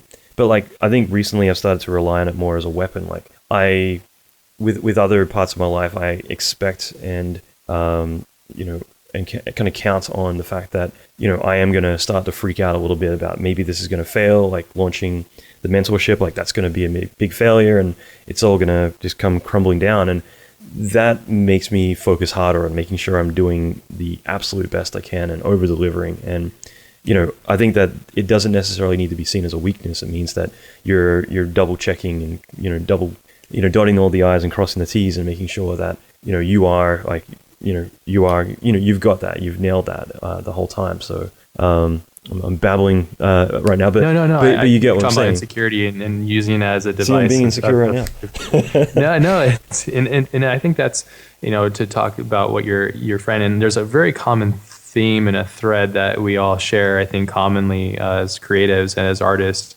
and I think one of the bonding things that we all share, because it's kind of, there's a lot of personal things that go in with what we do, and I think that's why a lot of artists are taken advantage of, and also there's just so many problems with what we do and all that kind of stuff. It's often funny. I have these revelations. I would go, a fucking lawyer wouldn't allow this stuff to happen, or a firefighter wouldn't allow this to happen. Mm-hmm. I know I'm not fighting fires and stuff, but like I feel like my work's just as important as a lawyer, So yep. And so why? So anyways, squashing. What I do is I squash insecurities with logic, basically, and so I kind of use that as a device to help solve that. But of course, we all have it. And I think it's interesting to hear from you how you're using it as a motivational device. I think I have the same thing. What I try to always be aware of, though, is my actions and where those actions come from. Because like I said, I have triggers, and I had growing up very poor, and the concept of money and not enough, I would overwork myself to the point where I just wasn't in touch with reality because I was working so hard.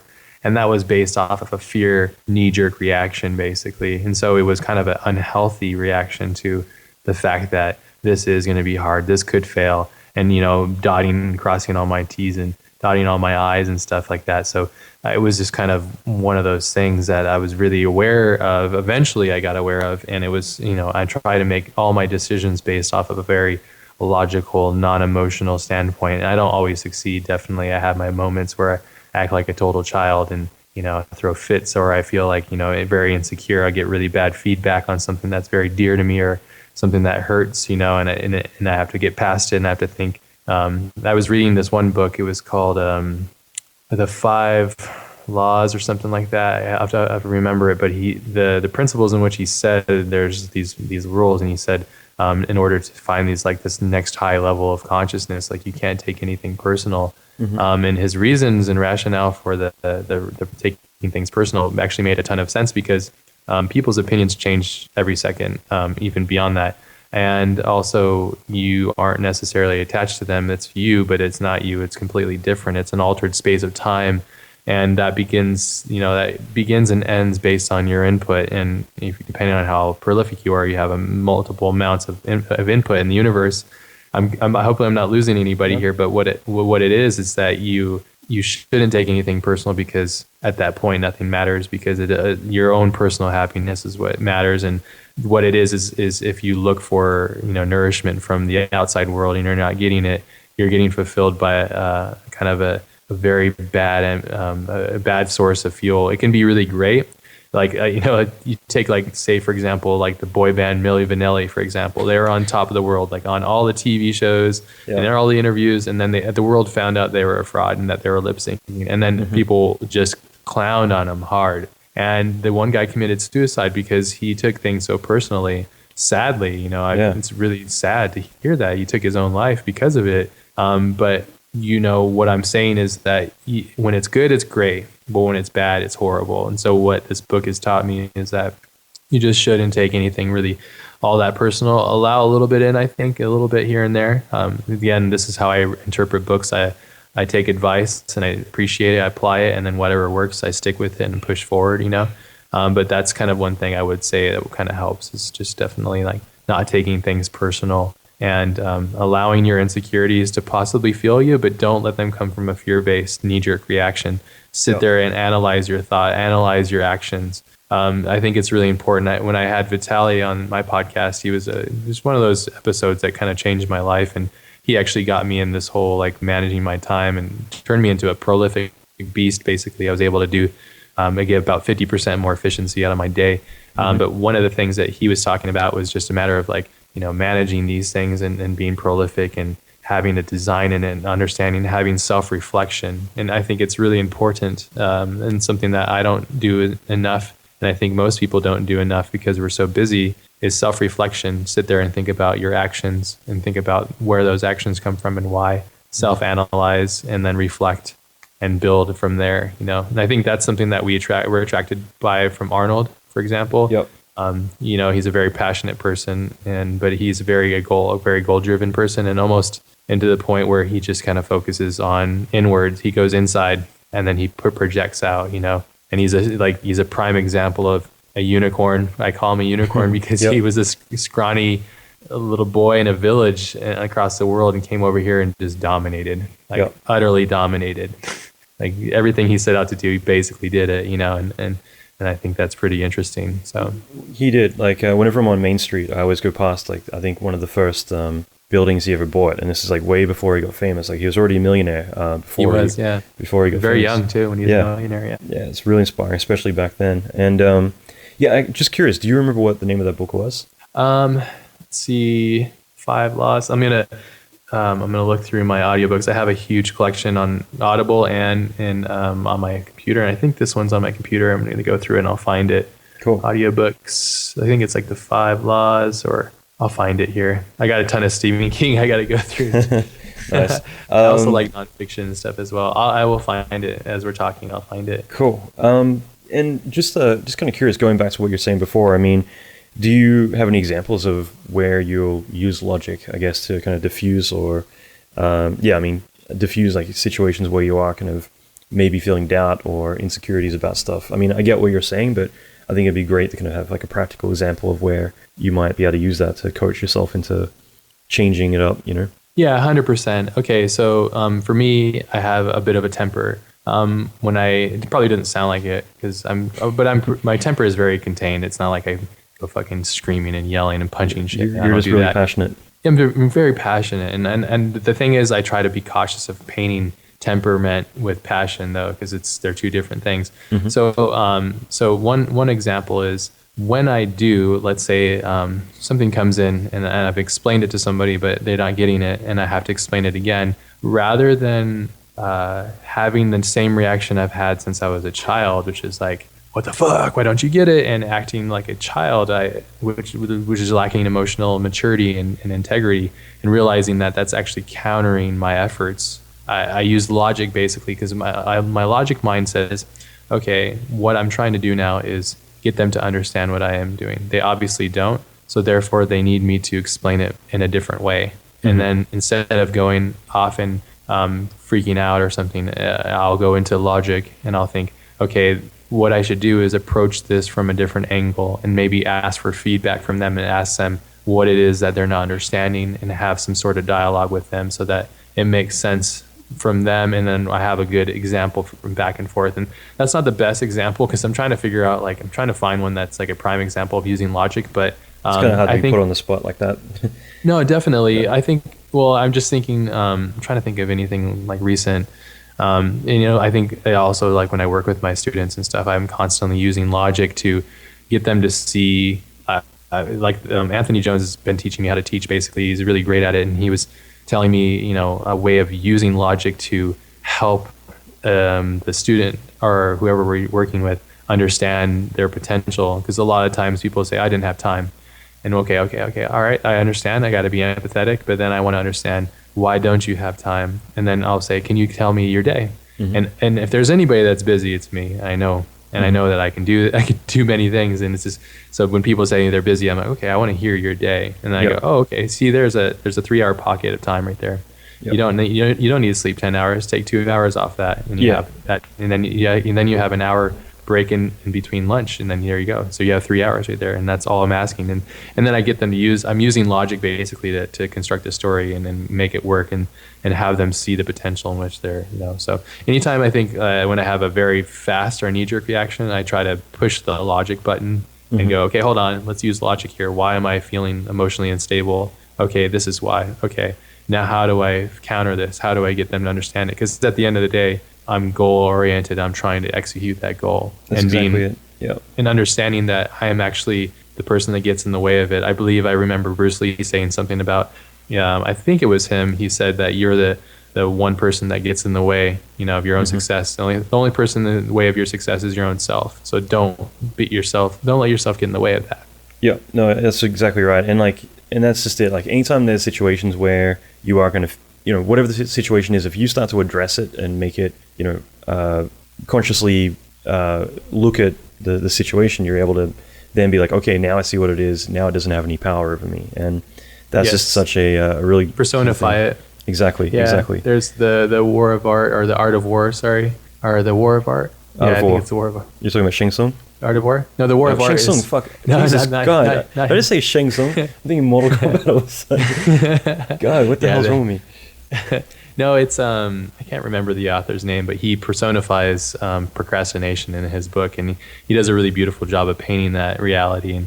And in his book, he talks about how you can personify things, and when you personify things, it becomes rather than an abstract thought, it becomes this reality, and then you can deal with it and face it. A lot of times, like, say, procrastination is very, very tough thing to go against. Basically, it's like a very challenging battle that everybody seems to face. And what he was doing, he's explaining how you can go and use these techniques to kind of understand and establish based on his own principles of, like, his own life. It's a very personal journal, which is really cool too. And as you're trying to pull out for me, like, examples so people can feel that I'm not just throwing shit in the air.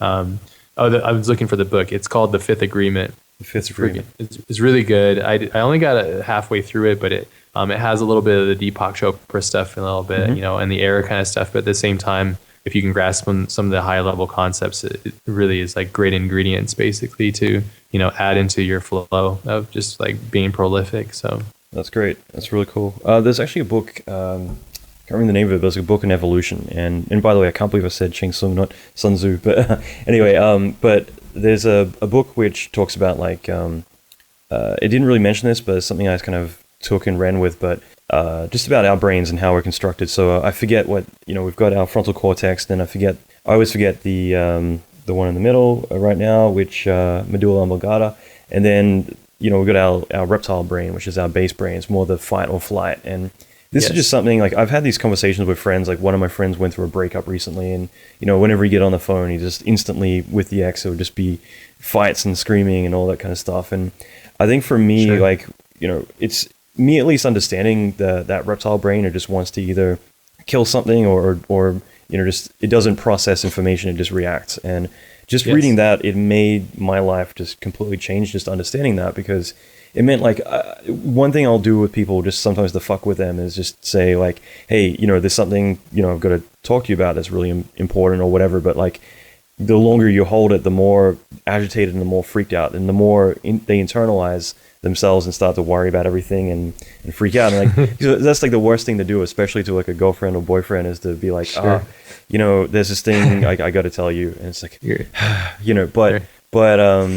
but just in general, like when you're going through that process of, something bad's about to happen, like someone, whether it is you're in the middle of a breakup, or whether it is like you're about to get fired, or maybe it's something positive, but you've got no idea what's going on. If you're at least able to acknowledge that and say, okay, shit, that's the moment that I'm about to freak out and don't overreact. Like if you can acknowledge what's causing it, like, okay, for me, it sounds hokey, but I'm like, okay, reptile brain, like shut off, but all I'm trying to do is say, prepare myself not to, exactly, not to, exactly that. Yeah. Not to react, but by addressing what it is, like rather than like, don't overreact, it's more, no, that doesn't help anything. That throws fire on it, actually. That throws wood to the fire. Exactly. Anytime that I'm pissed and somebody says, calm down, I want to punch them even harder. Because I'm like, you fuck off. You're throwing wood on my fire of insanity.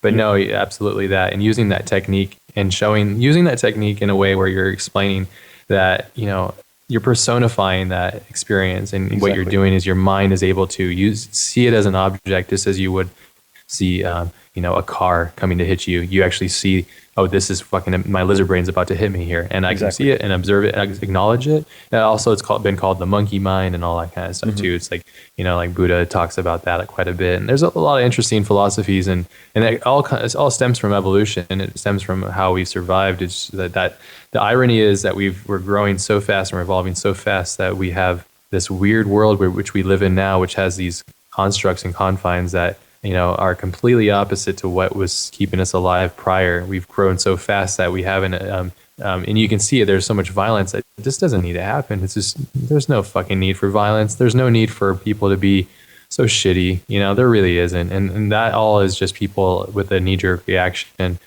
just using the lizard brain, I think, and just, shooting and killing. It's just, there's no need for it. I think the fulfillment and the evolution of us is going to come from us diminishing that knee-jerk reaction, tightening together as a bonding unit. We're seeing it kind of like with the internet, and I'm getting into some hokey stuff. But this is just my thought. We see with the internet, and you see the collective mind, the hive mind, whether you like it or not. But what's funny about the irony of it, the internet, even when you look at it from afar visually, it looks like synapses in the mind. It almost looks like a mind synapse, the way that things are connecting and stuff, and how we repeat things. So, but there's a lot of ironies with all this stuff. But yeah, I think, to go back to the point, sorry, we're going all over the place, guys. But I think absolutely personifying it, finding your triggers, and what I mean by that is, okay, using my scenario, somebody comes back, they don't get it, I get frustrated. So my knee-jerk reaction comes in and I go, okay, I haven't slept. Okay, that's understandable. Check. This thing's coming to hit me. Okay, I'm aware of it. I'm about to have an emotion action, which is not going to be contained very well. Okay, now at least I'm observing it and I'm looking at my triggers. You have action and reaction to your emotions and what you do and your actions. And again, to go back to time, talking about time, we're all in the same currency. So thinking about what time does and your actions in that time is definitely defines who you are. So a little bit of that, and just, thinking about those things and personifying it so you can identify it as you would a car coming to hit you. you should personify and acknowledge the lizard mind or the monkey mind coming to take your focus away from you, or create a mess of you emotionally, and make you look like an idiot or a jerk, and counter what your efforts are. Because, obviously, I don't know this person that you're talking about, but I'm sure in deep down, he just wants to be loved. And so does she. And so that's, but there's a disconnect there. And that comes from, a lot of this, not knowing where your triggers are when they're coming and how to deal with them too. So exactly. I'm not perfect. I do have a ton of problems that I'm still going through every day. I'm a work in progress, but I'm slowly acknowledging them, understanding them. So that's great, man. Yeah. No, thank you. I think that's a good place to kind of wrap things up. But no, I appreciate that, man. And you're absolutely right. Like, rather than acknowledging that you're going to freak out or whatever, it's more if you start to understand that what is causing you to freak out, whatever it's going to be, it's, by, as you said, by personifying it, it's, it allows you to kind of switch it off, like judo it or, aikido it, I guess. But sure. Yeah. Absolutely. Or anything. And also having physical outlets is really good. It really helps you. I think the moment that I started training jiu-jitsu, it was a very humbling experience, and I still love the hell out of it. And I do train still, and I really enjoy the process of what it does to me spiritually. But find whatever that is for yourself. I would also suggest to find something physical for you, because we spend a lot of our time sitting down, or I got a standing desk, actually an electric one, just like goes up and down, which is awesome. I'm going to two things, and we'll wrap this up. First of all, because I've been wanting to do this episode for a while on health for that specific reason, because I dealt with some really bad shit. Yeah, and I've got I think it's a power up. Basically, I spent like $1,000 and bought like the desk of desks that's like a power motored, so you can go up and down. But when it comes to your health, like, fuck that. Like, there's no money that matters more than that. And but I've also got a freelance one, which is a up desk, which is just like a portable one that pull a lever, you can move it up and down. So if I wanted to go freelance and stand up, you can do that. You just put it on top of your desk and you're good. Yes, yeah. There's so many health concerns, and people throwing a flag for these things, and people making it. A good conscious change. Actually, my rig is pretty crazy. I bought like a 3 by 10 foot piece of like laminated maple madness. Like I spent quite a bit of money on it, and then also just grabbed these legs off of I forget the website, but I can send it to you later. But cool. But the concept the other day, sometimes I sit for maybe 30 minutes, and I stand for an hour or something, and just like dancing or walking around, walking on my mat, and just kind of getting my blood going and breathing, like opening up and letting out, and then focusing and stuff. It's really been, this probably sounds silly, but it was so damaging for me to sit in the train, sit in the car, sit in the desk at Prologue for a year. It literally wrecked my back, and I had to go realign myself, basically. I heard a quote once, sitting is death. And since then I've just adopted that, which is so true. I was quickly say Kim Cooper. I remember I had like a really bad back when I first went there, and so one of the guys gave me like a box just to put on my desk so I could stand up and put my keyboard on it. And she came in and she's like, you're not allowed to have that box. And like, that was my introduction to her, was like, she took the box away, and I'm like, I need it for my health, So next day, same thing. I brought, like, someone gave me an empty box, and she saw that and took away again. So I'm like, man, like, I'm not going to win here. But the second question I was just going to quickly ask, and I think it's important, is applying to jiu-jitsu. I mean, like, have you found, like, can you give some practical examples of how, let's say, doing that or something similar to that has been able to benefit both your work life as well as maybe your personal life? Yes. Because I'm just going to quickly say, like, most people, like everything, are going to associate it with, it's like mixed martial arts or something. That's you don't have to do that. Yeah, it's but I want to see like how it applies to everything else going on in your world. Yes, and I can only relate this from a man who has testosterone, and like from a man's point of view. So this is, I don't know if like it's hard for me to understand like how a woman works and stuff, and there is a separation physically, obviously. Yep. So I'll preface that with that. Jiu-jitsu is a very spiritual journey. It's chess with your body. It's called the gentle art for a reason. You can go and do it and train your ass off and work with great people and not damage yourself too bad. It's a really amazing experience, and depending on the crew and the people that you work with and how you get better, it's amazing. And I'm actually lucky enough to train with like Giovanni Martinez, who's underneath Eddie Bravo. He's Eddie Bravo's black belt. And I'm throwing these names out here, but he just competed, and he's, I think, third best in the world right now at his weight class. So, and he's so passionate. So that's an amazing experience. So jiu-jitsu itself It reminds me to stay humble. It reminds me that I know nothing. It reminds me to keep calm, to breathe. You're basically fighting off death the whole time. You're fighting not getting your arm broke, or you're getting choked unconsciously, or your knee ripped open. You're fighting these things. And so you're slowly, you're entering this world of dealing with very high stress situations beyond what we think is stressful, which is emails and just bullshit. That doesn't really matter. Yep. And then the next thing I've done is also cycling. I did some cycling pretty heavily there for a little bit. And with cycling, I realized that it was about breathing, pattern, just getting in your mode, finding your moments of just, bliss where your legs are on fire and you don't think you have enough, but you're breathing enough and you're in that rhythm. Mm-hmm. And so that kind of taught me the same thing. And so I think whether you go to the gym or you go to jiu-jitsu or you do whatever, you go ride a bike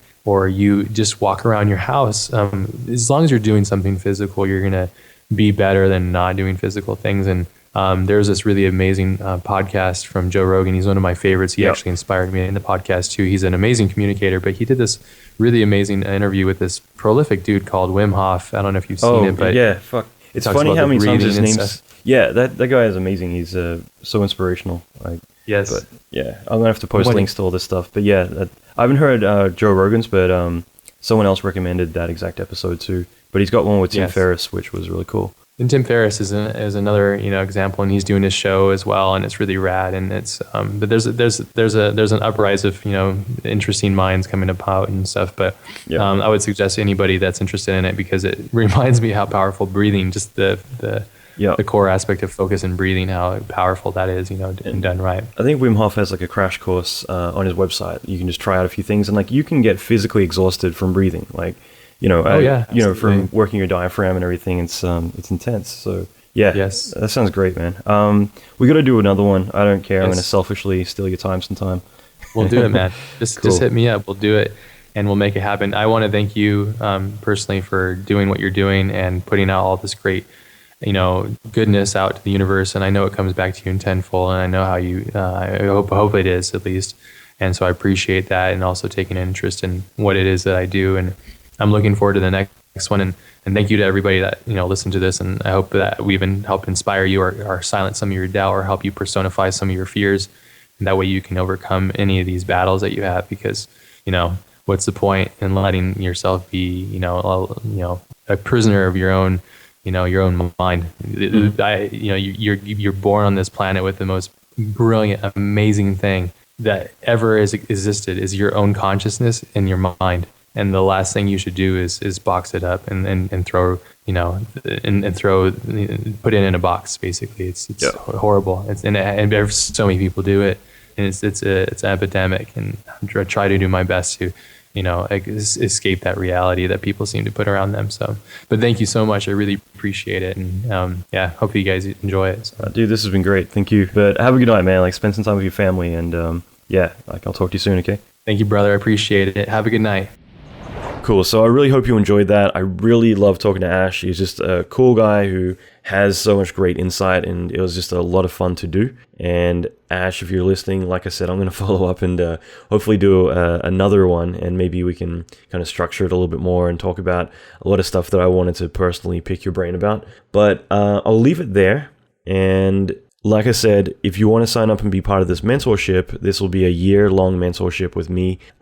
This is happening this week, so easiest way to get to it is just to go to alanmckay.com/55download, one word, so 55download, and just put in your email address there, and I'm going to be sending out information about this in the coming days. And I apologize if I'm a little bit monotone today. I think I've got the case of the Mondays, as they might say in Office Space. So have an awesome week, and next episode is with Daryl Johnson from Blizzard. Rock on.